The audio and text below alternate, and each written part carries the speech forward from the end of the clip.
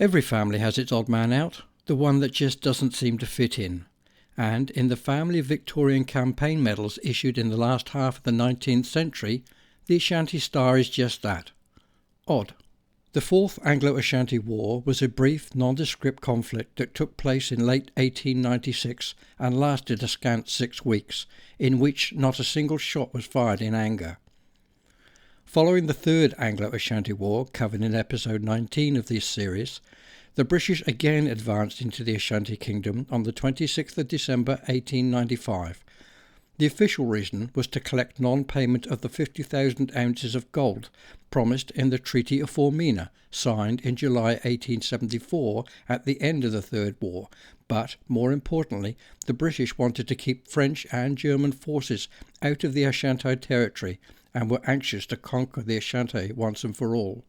Under the command of Colonel Sir Francis Scott, the main expeditionary force of British and West Indian troops left Cape Coast and travelled along the remnants of the 1874 road, arriving in Kumasi in January 1896. An interesting inclusion in the force was Major Robert Baden-Powell, future founder of the Boy Scout movement. He led a native levy of several local tribes in the campaign. Scott's force met with no resistance, but when the Ashanti king, Prempeh I, was unwilling or unable to pay the 50,000 ounces of gold promised, the new British governor, Sir William Maxwell, had him arrested and deposed. Essentially, that was the end of the matter. The British force left Kumasi on the 22nd of January 1896 and arrived back at the coast 2 weeks later, and in 1897 the Ashanti territory became a British protectorate. 18 men had lost their life, all of them from disease. 50% of the remaining troops were sick. Under normal circumstances, it would be unlikely to have a medal awarded for such a minor incident, but one of the 18 dead turned out to be rather more important than the normal run-of-the-mill soldiers sacrificed for the British Empire.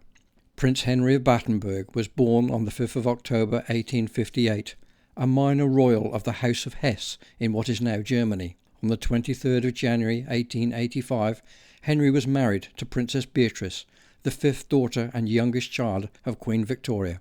Shortly before the wedding, Victoria had made him a Knight of the Garter and granted him the style Royal Highness to give him equal rank with his new wife.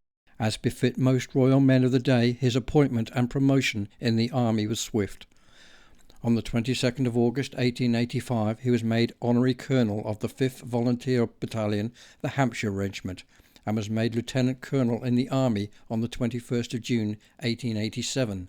Promoted to Colonel on the 22nd of February 1893, Henry persuaded Queen Victoria to allow him to go to West Africa to fight in the Ashanti War, and he served as the military secretary to the commander of the British forces, General Scott.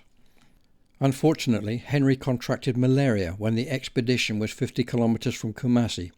Carried back to the coast, he subsequently died aboard the cruiser HMS Blonde on the 20th of January 1896, aged just 37.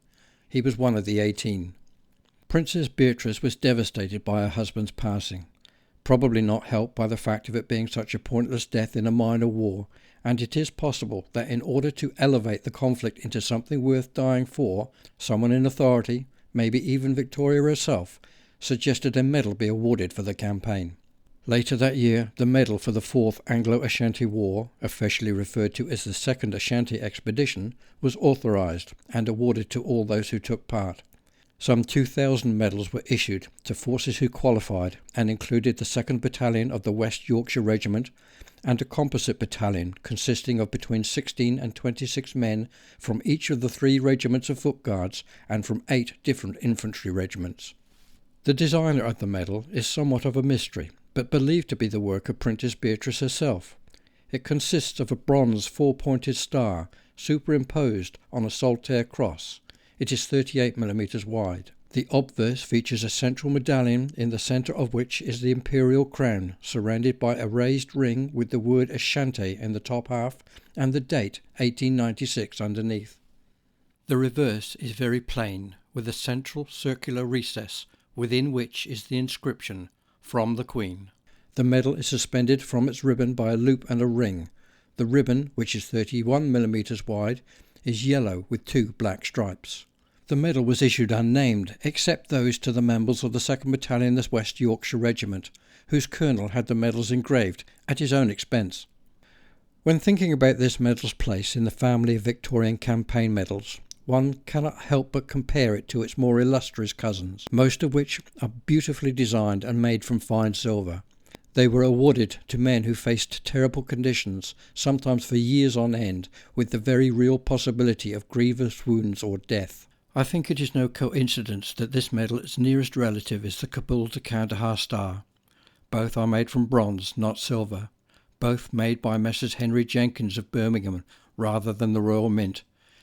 Neither one features the profile of Victoria, and both are as a result of being pushed forward by vested interests, rather than being graciously and gratefully awarded by a victorious nation. Thank you for watching, and join me again next time when we revisit the Empire's Jewel and look at 2 medals awarded for service in India.